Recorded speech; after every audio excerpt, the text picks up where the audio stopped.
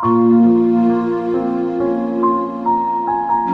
sekarang anak-anak kita dengarkan tentang P5 PPRA yang akan disampaikan sosialisasinya oleh Bapak Kepala Sekolah.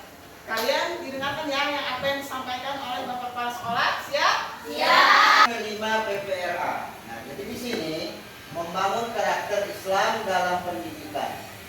Nah, jadi P5 PPRA itu membangun karakter Islam dalam pendidikan. Nah, di sini P5 PPRA adalah sebuah inisiatif pendidikan yang bertujuan untuk membentuk karakter siswa berdasarkan nilai-nilai Islam. Sekarang Bapak lanjut. Kreativitas dan inovasi dalam kebaikan. Ya. Nah, di sini berinovasi untuk kebaikan. Nah, di pelajaran sosialisasi pelajaran P5 PPRA di sini mendorong siswa untuk terus berinovasi dan berkarya demi kebaikan bersama.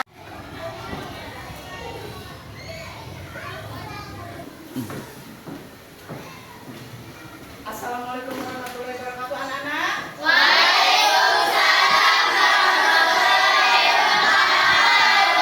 Gimana kabarnya? Baik. Sehat? Sehat. Siap belajar hari ini? Siap. Oke, sekarang kita belajar tentang P5 PPRA.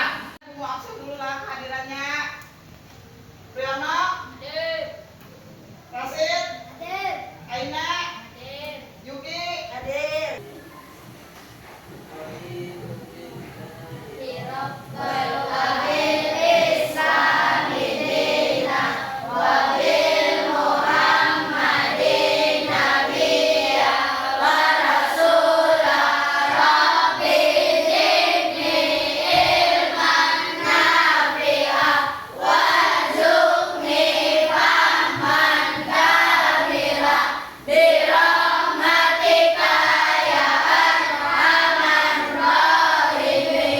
Sekarang Ibu memperkenalkan tentang proyek P5 PPRA. Nah, yang Ibu mengambil tema tentang gaya hidup berkelanjutan. Dengan topik yang Ibu angkat adalah pemanfaatan barang bekas dan sampah plastik di sekitar kita. Sekarang banyak kan sampah di sekitar kita? Banyak. Semakin banyaknya kita mengkonsumsi sesuatu, maka semakin banyaklah sampah-sampah yang berada di sekitar kita. Nah, sampah-sampah itu akan kita olah menjadi suatu barang, benda yang bisa dimanfaatkan atau bisa dijual kembali. Nah, dengan kita mengangkat judul proyek cerdik mengelola sampah menjadi bingkai foto dari sedotan dan kardus bekas. Tujuan. Kenapa sih Ibu mengambil tema itu? Nah, itu punya tujuannya buat kalian semua. Nah, memperkenalkan konsep pengelolaan sampah dan pentingnya menjaga lingkungan. Nomor 2, mengidentifikasi jenis-jenis sampah yang terurai dan tidak terurai. Nah, jadi kita juga mengidentifikasi jenis-jenis sampah, sampah apa yang bisa diolah dan sampah apa yang tidak bisa diolah, sampah apa yang bisa terurai, sampah apa yang tidak bisa terurai. Nah, yang ketiga, dapat bekerja sama kolaboratif dalam kelompok. Jadi nanti kalian mengerjakannya secara kelompok, bekerja sama. Paham? Nah, yang keempat, memahami pentingnya daur ulang, bahwa sampah-sampah itu sebenarnya bisa didaur ulang, tidak hanya dibuang. Ini membantu kesadaran kita akan pentingnya menjaga lingkungan sambil berkontribusi mengurangi polusi. Jadi kita dapat mengembangkan kreativitas kita, sampah bisa kita buat apa, sambil mengurangi polusi. Sampah organik dan sampah anorganik. Sampah adalah sisa atau buangan dari suatu kegiatan yang dianggap sudah tidak berguna lagi. Alam tidak mengenal sampah, yang ada hanyalah daur materi dan energi. Hanya manusia yang mengakibatkan munculnya sampah organik. Apa itu sampah organik? Sampah organik adalah sampah sisa yang masih bisa dimanfaatkan menjadi bahan yang layak pakai. Sampah anorganik. Apa itu sampah anorganik? Sampah anorganik adalah sampah yang sudah dibuang dan tidak layak lagi dipakai. Sampah anorganik yang tertimbun di tanah dapat menyebabkan pencemaran karena sampah ini tergolong zat yang sulit terurai.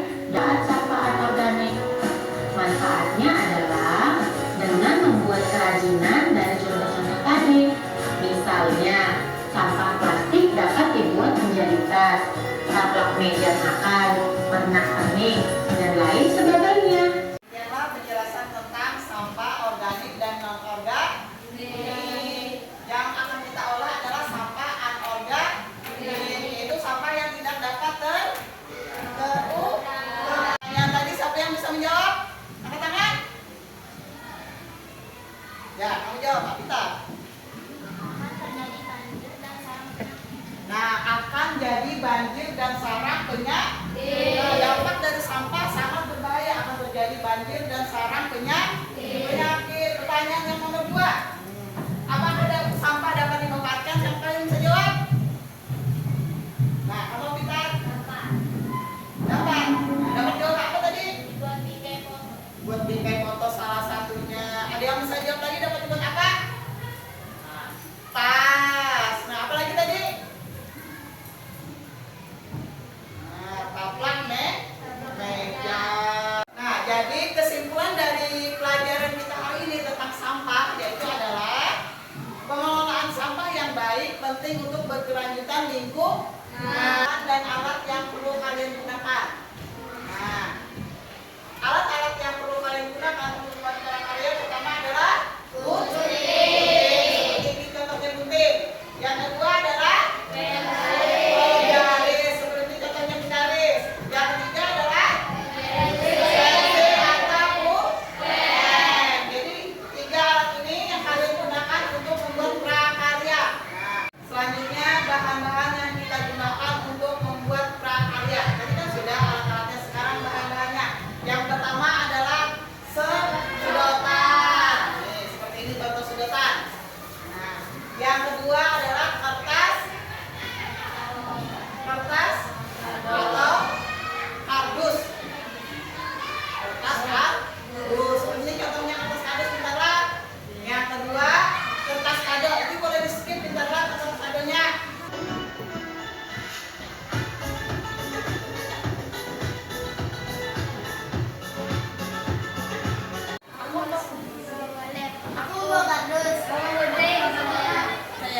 Yang bawa sedotan, yang bawa gunting. Bagus. Nah, sekarang silakan berkelompok keluar untuk mencari bahan-bahannya. Ayo, ada kelompok 1 dulu. Susun selanjutnya. Ayo.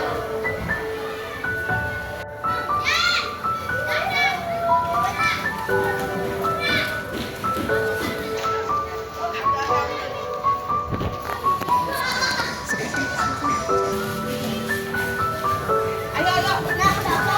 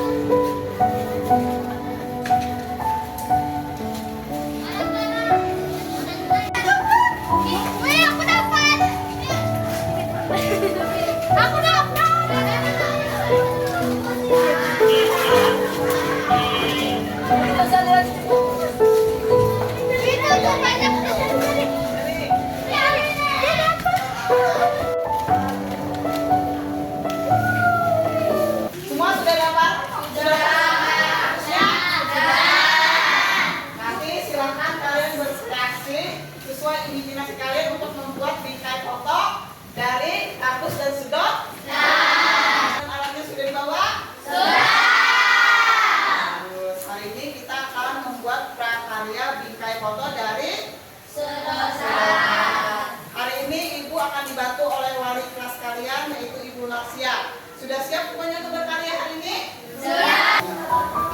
Dengan foto.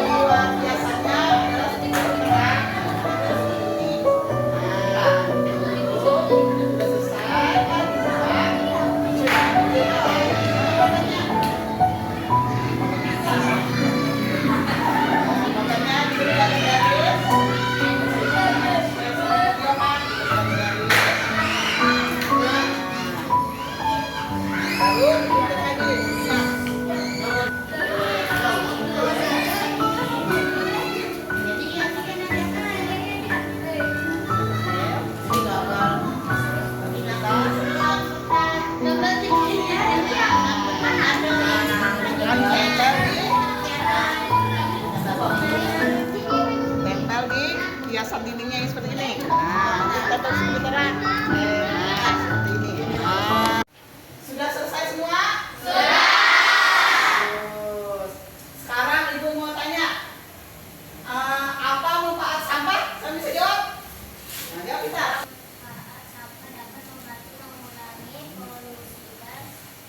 Daur ulang itu bisa menjadi suatu produknya adalah yang kalian pegang apa Bintang? Bingkai foto. Ini yang kita hadapi kendala tentang daur ulang sampah yaitu adalah kurangnya kesadaran masyarakat kita tentang sampah, bahayanya sampah plastik. Karena sampah plastik sendiri tidak bisa terurai ratusan tahun, ya kan? Dan akan mencemari polusi udara. Jadi dari sekarang saat ini kalian sebagai generasi muda harus memberikan contoh yang baik tentang pengelolaan sampah. Bahwa sampah itu bisa didaur ulang, bisa dibuat menjadi bahan kerajinan tangan yang bernilai ekonomis. Kan bisa nanti mensosialisasi ini kepada adik-adik kelas kalian. Nah, bahwa sampah itu bisa didaur ulang. Jadi kesimpulan kita kali ini adalah manfaat sampah